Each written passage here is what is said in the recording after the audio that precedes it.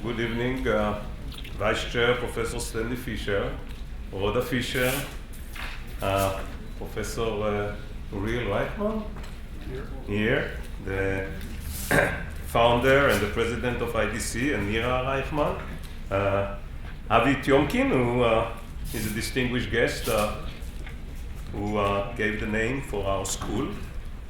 Students, I love the students in IDC that come to listen to economic analysis, faculty who are here, and distinguished guests. I'm glad that we have a unique opportunity to host a leader of central banking policy making. That's unique. I will shortly outline his biography, as I think it serves to a lot of us and to me as a role model to economists. Stan Fischer came from a small town in Rhodesia to spend some time in Israel on a kibbutz, working and taking ulpan before attending LSE for undergraduate. He then became star PhD at MIT, took his first position as assistant professor at Chicago, and then at a very young age became a leading macroeconomist at MIT. He advised few cohorts, maybe not too few, of brilliant PhDs that impacted both academia and central banking policy today, and among them, Ben Bernanke. He then moved to public policy as head of research at the World Bank, and then in the early 90s became the first deputy to the head of the IMF. There, he extensively shaped the international macroeconomic functioning in solving financial crises in Mexico, Asia, Russia, Turkey, and many more countries. He worked as top executive at Citibank in the early 2000s, and luckily for us, he agreed to become the governor of the Bank of Israel in 2005 until 2013. Professor Fischer's impact on the Israeli economy has been extensively and significant, particularly setting the new Bank of Israel law and navigating the economy through the financial crisis and rebuilding the Bank of Israel. I had the pleasure of being next to him for 5 years as his deputy, in which I have gained substantially while trying to help in achieving the goals Professor Fischer set, and they were very clear.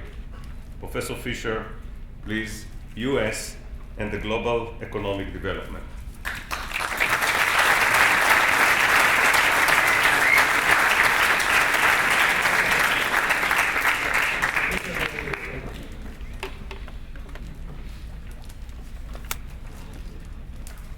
Well, it's which is the microphone that talks to this audience? You sure you're there? The silver one. Is it? Silver one. This one? Yeah. Is it? The silver bullet. Okay.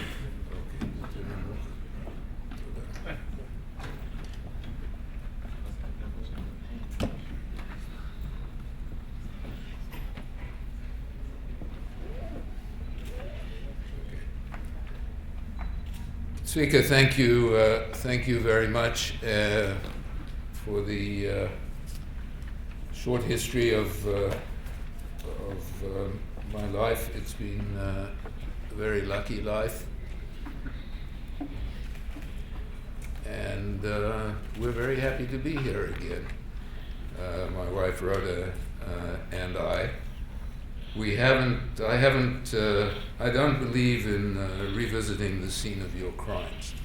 So I am not seen very often in the World Bank in places that I've been before, because you just complicate the life of your successor, whoever it is, whenever you go there. And I try not to be too much of a nuisance, but it is a pleasure to be back.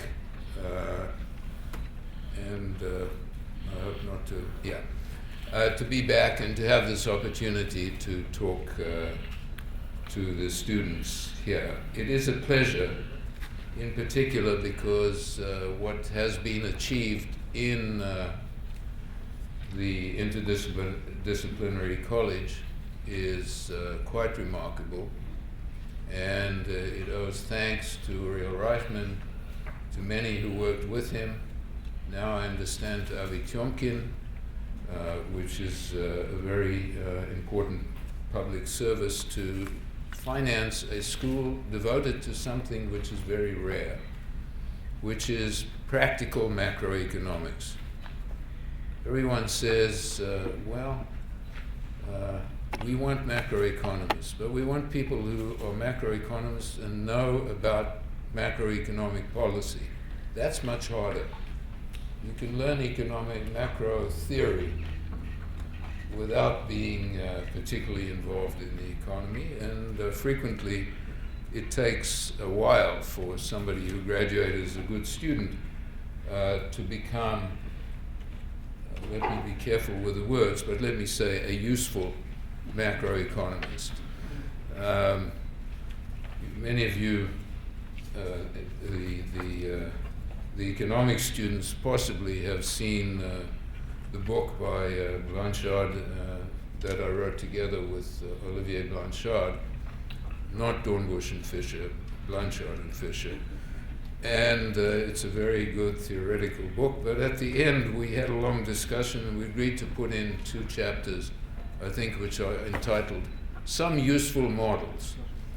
They're there because that's the stuff that you actually use in practice, and I'm really very happy that Zvika has taken the lead in doing something which needs doing not only in Israel, but around the world, because there is a shortage of people who know how to apply economics, and I'm really very happy Zvika described the work that is being done, and in terms of preparing papers for the government, in terms of analyzing policies and programs that have been done in the past, and in thinking about what needs to be done now. And he's done that in a way which I haven't read the material, but as described is really very, very impressive. So I'm going to continue in that tradition. I didn't clear the topic with Zvika, but I think he's probably happy that I'm going to talk about recent developments in the United States and in the global economy. This title is a title which was changed sometime last night, and what was it? Okay. Here's the new title. As you can see, there's a significant change which was made in the evening. So what I've done is to ask for this table of the IMF to be put on everybody's chair, and I'll be referring to the data in it from time to time. These are the forecasts of the IMF that were put out in April, that is last month, in the middle of last month, so they're already 6 weeks out of date. And when you start thinking about economic data, you'll realize they're frequently out of date. These are the fund's forecasts. There are 2,000-something economists in the fund. They have to prepare the forecasts. They have to get them cleared. They were not made on the 15th of April when they were published. They were made several weeks before. So they're already 2 months old, and that's typical of the delays we have in making policy. But this is a comprehensive set of forecasts of what will happen in the global economy this year and next year in terms of GDP growth, and I'll be referring back to them from time to time. So we go past that and start talking about what's happening in the global economy, and we really now have a global economy with 3 very large players and several others of considerable size. The large players are the United States, the economy of China, which even if you measure at market prices, is close to being the 2nd largest economy in the world, and the euro area, which, depending on the exchange rate, sometimes looks bigger than the United States and sometimes looks smaller than the United States. Now that the euro is depreciated, The United States has a much bigger economy measured in current dollars. When the euro was $1.40, it looked like the two economies were roughly the same size, and they are roughly the same size. Well, what's been going on? The basic story: the United States has been growing well, averaging for the last period since the Great Recession formally ended at about 2.5%, 2.2, 2.3%, but very variable. That's the black line there. And the variability has a very large seasonal element. For reasons which nobody fully understands, the first quarter has been weak 3 of the last 5 years, twice clearly very bad weather, which made the economy weak. And then there's been a recovery from that. The euro area has been doing worse, but recently has begun to grow, somewhat to the surprise of many who thought nothing would happen there. If you look at the euro area forecasts in the piece of paper, on the sheet of paper you have, you see that the IMF is forecasting growth of 1.5%, a little higher this year and next year. On the United States, the IMF is forecasting for this year 3% plus, and the same for next year. This is regarded as relatively optimistic relative to most of the forecasts, but in any case, it'll be somewhere 2.4 to somewhere between 2.4 and 3, possibly a bit higher. And then the most interesting element in the world economy, in addition to the fact that Europe is growing, is China. Many countries in Asia have grown over long periods at something like 10%. Now, as you know from the rule of 70, if you want to know how long it takes something to double, you divide its 70 by its growth rate. So a country growing at 10%, that has to do with the log of 2 and things like that, which you can work out in when you've got nothing else to do during a boring lecture. So the rule of 70 says China's GDP doubled every year for 7 years, doubled in 7 years every year that it grew at 10%. It grew at 10% for 40 years. Now, 2 to the 6th is a large number. Too complicated to, I see a former engineer working it out here, yeah? 128 increase in GDP. That's not bad. Now it's beginning to slow down. Before China, the longest record was Korea, which was 37 years of 10% growth. And several of the Southeast Asian countries have grown fast. China is slowing down. They hope to grow at 7% this year. They were heading for less than 6. They control the economy very well, but it's clear that they are now entering a phase which all those other economies, Japan, Korea, Thailand, Malaysia, have entered after 20, 30, 40 years. By the way, the Israeli economy grew at 10% a year during the 1950s, and it was regarded as a miracle economy, but nobody remembers that. So those are the big developments in the global economy, and the United Kingdom is also growing fairly well. That's a big economy. And Japan has a very interesting experiment going on, which I'll talk about in a while. So we're going to talk about the United States, Europe, a little bit about Japan, and I've said more or less what I have to say about China. And let me start with the United States. The United States ran the most rapid undertook the most rapid response to the global financial crisis and to the Great Recession. Very quickly, they were running a very expansionary fiscal policy and a very expansionary monetary policy. Now, as you probably know, Ben Bernanke was a student of the Great Depression, and some of his research was about the Great Depression, and his question was, what actually happened? Well, this is what happened in terms of the history of the understanding of the Great Depression. From 1929 till 1960 or so, the story was monetary policy doesn't work in deep recessions. That was the story. Then a great book by Milton Friedman and Anna Schwartz came out called The Monetary History of the United States, and it made the argument.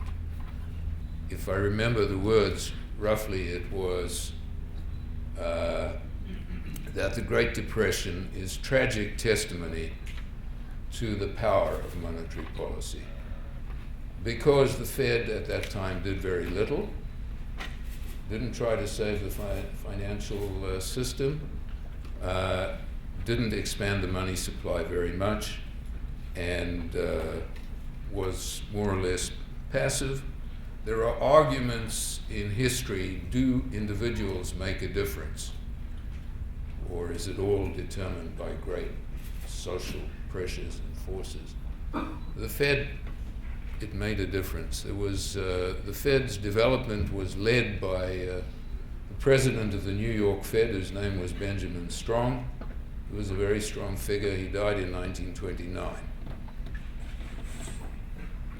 And Friedman and Schwartz and others say if he'd lived, it would have been different. Well, we will never know. If you want to think about it in current terms, if Ben Bernanke hadn't been the chairman of the Fed, I don't think we'd have got the same monetary policy, and I think that would have cost us something. If Mario Draghi wasn't the president of the European Central Bank, I don't think European monetary policy would be as good as it now is. And we'll come to that. So what's going on in the United States? First thing, American fiscal policy has reduced the budget deficit to 2.5% of GDP. Well, nobody can understand how that's happened because everybody remembers that the Congress was going to not pass the debt, was not going to change the debt limit. They were going to force the United States to default. All sorts of things 3 years ago, when the budget deficit was about 9% of GDP. Well, they did pass the budget. It was a very tough budget, and as the economy began to grow, the budget improved, and the deficit is now about 2.5%. This is the smallest deficit among the large countries. It will not be that way if nothing else is done 10 years from now. There are negative trends in the American budget that are going on, and the question will be, will they be dealt with? Well, we leave that aside. At present, the United States has a reasonable fiscal aggregates.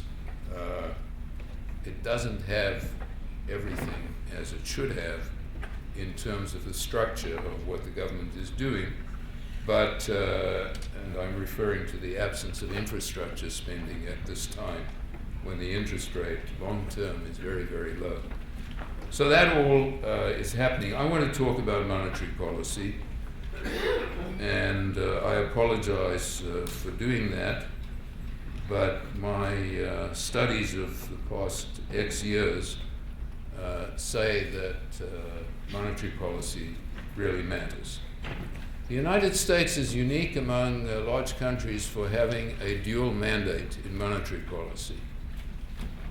The Federal Reserve has to, according to the law, has to keep inflation, maintain price stability, has to aim to keep unemployment, to generate maximum employment and reasonable interest rates. Those are the goals. Now, reasonable interest rates, the Fed has said, will come out of reasonable policies. So there are two main goals. Goal number one, inflation should be low. Goal number two, employment should be high. I used to think this was a terrible problem, and you've probably all heard stories which say we have only one tool, monetary policy, and therefore we can have only one goal, because how are we going to hit two targets with one goal, or with one instrument? Well, I'm very impressed by the difference between microeconomics and macroeconomics. In microeconomics, you have one budget constraint, and you buy lots of goods, and you trade off between them. You decide to have more ice cream and less whatever is good for you, I'm not sure. And you decide where to go. And you're engaging in a trade-off between two worthy goals. In macro, we say you can only do that if you have two policies. It's not true so long as monetary policy has a different impact at different times on the two goals. So every central bank knows that if you reduce the interest rate, you're going to get more growth for a while, because the impact on output is quicker than the impact on inflation, except if you're in a high inflation situation. So the central bank, in fact, is not choosing every second what to do. It's choosing paths. Do I want a path with higher inflation and lower unemployment? Even if at the end of that period, 3 or 4 years from now, inflation will go to where it would go without the impact on output. In any case, that's what the Fed has to do, and I think there's another more practical reason why I don't think it makes much difference, and I'll tell you what it is. There is no central bank in the world that does not think about what its monetary policy is doing to output. The Bundesbank, the former German central bank, the German former central bank, always said, we only control inflation. Then you say, listen, you've got 4% inflation, you prefer price stability, so why don't you raise the interest rate to 20%? That will give you low inflation next year instead of 3 years from now. Well, we wouldn't do that because we'll create a big recession. And that's why we won't do it. So every central bank thinks of two targets. It's just that the Fed has a quantitative target not a quantitative, estimates a target level of unemployment. The target level of there's a very interesting document, a statement of policy, in 2011, which you'll find on the Fed website, which says our target inflation rate is 2%, the same as everyone else's target inflation rate, and we estimate what the natural rate of unemployment is as being the maximum sustainable level of employment. And the Fed has a device which is interesting, which is 4 times a year, every member of the Federal Open Market Committee, everybody who votes on the interest rate, is asked to fill out a table which gives his or her forecasts for the economy, interest rates, output growth, inflation, and where is the unemployment rate going? What is the natural rate of unemployment? So we make that, and the press everybody gets charts. They're called the dot plots because everybody's estimate is put there with a dot. And we say what we think it is. Well, the natural unemployment rate is regarded as somewhere between 5 and 5.5%, and that's the unemployment rate we're aiming for. It also says how you should trade them off. and it says the trade-off is balanced. That is, you can have 1% more inflation if you reduce the unemployment rate by an amount which comes down to something less than 1%. But the trade-off is specified in our policy statement. So now the question is, where are we? Well, the Fed has an unemployment rate, the American economy has an unemployment rate of 5.4%, very close to where we should be. And it has an inflation rate which is very low.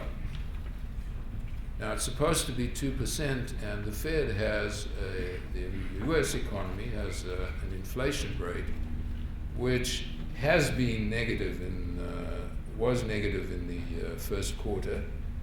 But we know why it was negative. It's oil prices had declined, and the dollar had appreciated, and when the dollar appreciates, the price of foreign goods decline. So imports were cheap and oil was cheap. And that produced negative inflation. So what are you supposed to do about that? Well, there's an expression which central bankers use. We look through temporary inflation. That is, we ask, where are we going to be 6 months from now, not where are we going to be tomorrow morning. And we're looking through, and our looking through said 3 months ago, inflation's going to go up because the price of oil will go up, and it's going to go up because the exchange rate cannot continue to appreciate at the rate it's been doing. Well, those things have happened. Furthermore, we look at core inflation, which is the price of goods which are regarded as being less volatile, and it doesn't include the price of energy, and it doesn't include the price of food. The core inflation rate, that is the one we regard as the stable part, is 1.7% for the last year. So where are we? Well, we're close. The core rate is close to 2%. The unemployment rate is close to what we think is the target. And so everybody is waiting. What is the Fed going to do? Well, I wish I knew, because if I knew, I wouldn't tell you, but I don't know in any case. And I won't tell you because it's more honest not to tell you when I don't know. Now, what we're talking about is, when is the Fed going to raise the interest rate? This is called liftoff. Now, if you say liftoff, you think of rockets, and you light this match, and 10 seconds later they're in orbit. That's not what we're talking about. We're talking about beginning a process in which the interest rate over a period of years will return to more normal levels, like it was in the good old days before 2008. And we're asked for our estimate of what the interest rate will be 3 or 4 years from now, 2017, 18. People write down, the members of the board write down 3.5%, 3.25%, 3.75%, some 4%. That's where we think we're going. So, but everybody is waiting for the first move, and there's so much importance given to the first move that I think it's misleading. The statement I make about this is, what we're thinking about is raising the interest rate from 0, which is an ultra-expansionary monetary policy, to 0.25%, which is an extremely expansionary monetary policy, and then we'll get an English professor to tell us whether ultra-expansionary is more expansionary than extremely expansionary, but whatever. And we say this will be a gradual process. We're not raising the interest rate and doing what the Fed did in the years 2004 to 2006. It raised the interest rate by 0.25% in 17 meetings in a row. That was a predictable, relatively rapid increase in the interest rate that took place in 2004. We don't think we're going to reach that rate. And we're emphasizing it's going to be gradual and it's going to be relatively slow. So now there's a big discussion going on, and it requires models and all that discussion. Which is better, early and gradual or late and steep? Okay, that's in terms of the path of the interest rate. So first of all, we don't know whether we're early or late. There is that small problem. Should we have done it 6 months ago? We could have. But suppose time zero is today. There are those who want to go late for one very good reason, and it is a good reason. If we raise the rate from zero, it'll be harder to go back to zero if there's a problem, because zero is such a clear rate and so forth. So people don't want to raise the rate and then have to reverse it. Well, that's a reason. But we've also done simulations, and we discovered that the probability of having to reduce it, this is published, given the models we have, is about 10%. The probability of having to reduce it if you wait a year is about 5%. So what are you supposed to do with a difference of probability of 5% of having to reduce it?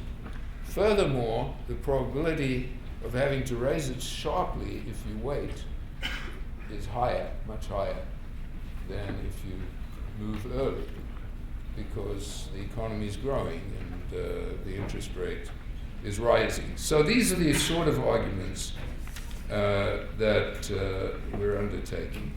Now, when does the market think we're going to raise the interest rate? Well, the modal forecast, the one which gets the most weight, is September. We have another phrase. Our processes are not date determined, they are data determined. We'll wait and see what happens. We don't have to announce we're going to do it in September. If the economy is growing very, very slowly, we'll wait. If the economy is growing fast, we'll move quicker. So we're saying we're data determined. Now, I need to move these slides along because there are many more of them. This is what's happened to unemployment rates. United States and the United Kingdom look like twins. As you can see, they're going down together. We're both essentially the same rate. Japan has very low unemployment, and the euro area is very high. It's about 11.5% now. So they're in a very different position with regard to what they've got to achieve, and the United States policy in terms of this critical element is therefore much more successful, as is the UK. In both these cases, it's important to note that the United States and Britain acted very fast to fix their financial systems. That is, governments put a lot of money into the banking system in order to get the financial system to work again. What led to that? Well, two things. One is the research of Ben Bernanke. I told you about 1929, I told you about 1963. 1983, 50 years after the Great Depression, Ben Bernanke wrote some articles which said it wasn't that money didn't grow, it was that credit didn't grow. The banks didn't have the capacity to make loans. And the reason it's so hard to get out of a crisis after banks collapse is people can't borrow. Now, there's a converse of that which is relevant to Israel. If your financial system didn't collapse, and is pretty strong, and because of external factors you have to keep your interest rate very low, you will have housing prices go up. And if you look around the world, you'll find that Israel is not the only country with rising house prices. You go to Singapore, Norway, Australia, etc. There are a lot of countries which have the Israeli problem. with housing prices, and that's because international forces forced interest rates to all be reduced very much. Some people had banks which couldn't lend. They didn't have a problem with housing prices. They had a problem with housing. Nobody bought it. And then there were countries where interest rates were reduced. The banks made loans, and housing prices went up. But the Europeans have a long way to go in getting themselves back to a reasonable rate of unemployment. Now,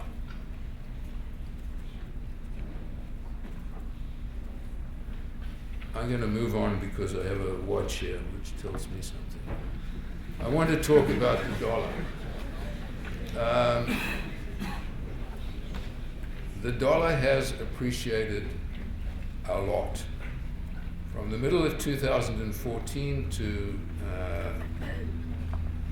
9 months later or 8 months later, the dollar appreciated by about 12% from an index of 102 to 114. That is a lot for a big country. And we think it has had an impact on inflation and on growth in the United States. Why is the dollar appreciating? Here's a list of countries that have seen appreciation. Countries on the left are countries whose exchange rate has depreciated against the dollar, and on the right, it's things that are on the left are depreciations, on the right are appreciations of the real effective exchange rate. In terms of the actual exchange rate, everybody has depreciated against the dollar. In terms of the real effective exchange rate, that is adjusted for inflation, 1 or 2 countries have not appreciated against the dollar. It's China, India, and of course Switzerland, which we won't go into today. Why is that happening? Because everyone expects the United States interest rates to go up. So they want to be there to get the high interest rates. Why particularly now? Because the Europeans undertook quantitative easing and their interest rates went down a lot. So Europeans had to put their money somewhere, or at least they didn't have to, but they decided to. And they moved it into the United States. So those things had an impact on us. It looked very rapid and possibly too rapid, and it did come back a bit. And in the meantime, the European depreciation has been reduced, but they're still depreciated against the dollar. So let me say about the United States roughly that what's going on is the economy is doing pretty well. The next policy move that's expected at some date, our Nagida, whose name is Janet Yellen, said that we expect the exchange rate the interest rate to be changed this year. Now, big problem, and then we're going to go on to other countries very quickly. We used to manage monetary policy when the banks had reserves of $25 to $50 billion. And we intervened in a market called the federal funds rate, where the banks trade reserves. The banks' reserves are now $2.5 trillion. So they've gone from 25 billion to 2.5 trillion. I think there must be 1,000 times increase. And it's a very large sum.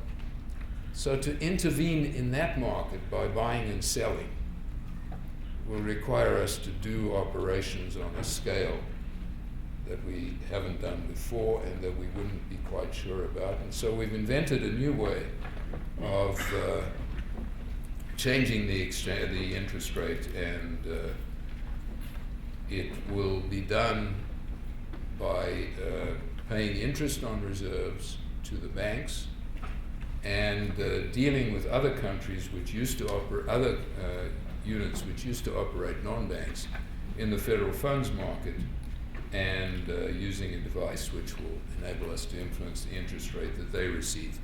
That's the way we're going to go. we've been doing little experiments. It's sort of, people ask me, what's the difference with the Fed and the Bank of Israel? Well, scale is one difference. Our experiments are, okay, we'll sell 350 billion of this asset and see what happens. And that's what's been going on for some time, and we think we know how to do this. Now I'm going to accelerate. Europe. The Europeans are doing remarkably well, given where they were, and a lot of the credit goes to the central bank. You guys are too young to remember that 2.5 years ago, everybody expected that the euro area would break up. And you could walk around and take many bets on what would happen after that. There's still a Greek problem. Nobody quite knows how that's going to be resolved, but it is not expected now by most people, almost all, that the euro area will break up. They'll probably find a way of dealing with Greece, and if they don't, they have put a lot of safeguards in place to make it possible for that to happen. So the belief is now that the euro area will survive, and I think that's a reasonable belief. I never believe anything 100%. It's dangerous if you're a banker, because something's going to hit you. You don't know what. Just relaxed, nice and happy. And some of you have probably seen the movie Forrest Gump. As he said, something happens. He didn't say something, he said something else. Happens. So you're walking along nicely and boom, something happens. A European crisis, a global financial crisis. How many people expected it? Very, very few. That it would start in the United States, even fewer. But it happened. Not only did it happen, it had massive consequences. Now, looking at the other numbers one other interesting development which I just want to tell you about. The growth for 40 years after World War II, world trade grew at about 7% a year and world GDP at about 4%. The amount of trade relative to GDP was increasing very rapidly. That has stopped since the Great Depression. Will it revive? We hope so, because that's a way for poorer countries to get into the global economy by exporting and, no less important, by importing. Now, so that's what you see here. And we have one other very negative development. The growth of productivity has declined remarkably. What you have here is what happened to productivity growth, that is output per worker, in the OECD, the United States, Japan, and the euro area. Those are the differences between the rates.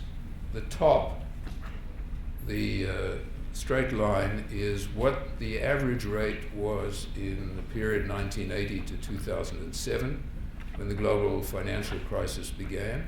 Productivity growth was between 1.5, just under 1.5 and 2.0 for the whole period. What's happened to productivity growth in the period 2011 to 2014?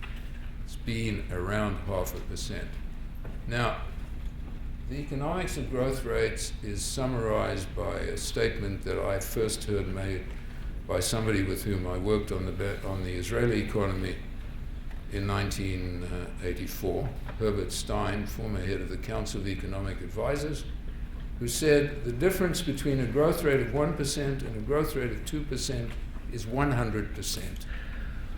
Growth rates accumulate. And if you lose, as the OECD apparently has, well over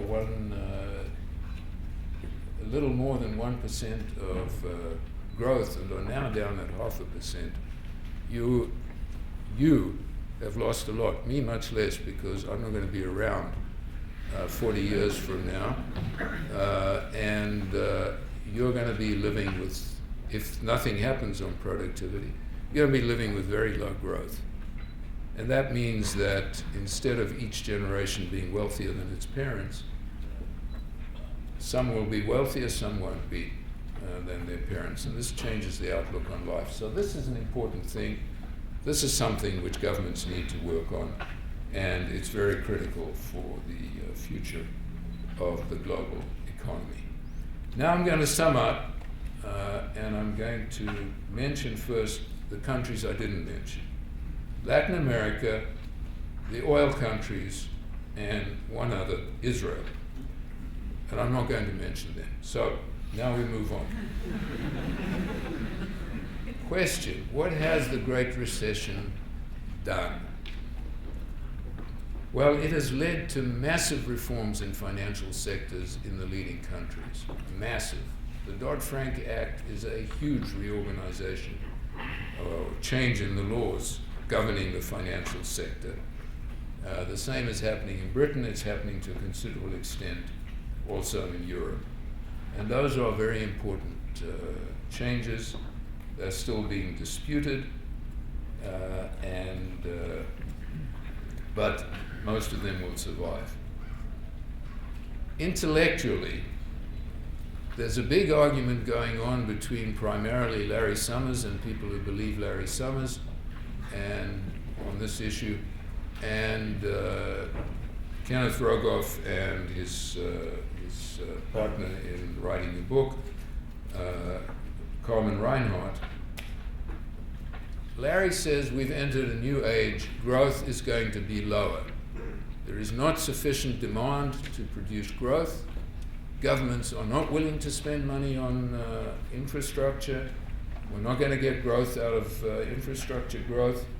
We're not going to get much investment, etc. And Kenneth Rogoff and Carmen Reinhardt have a book which they wrote before Larry came up with secular stagnation, which was an idea of the 1930s, and said when you have a financial crisis, it takes a very long time to get out of it.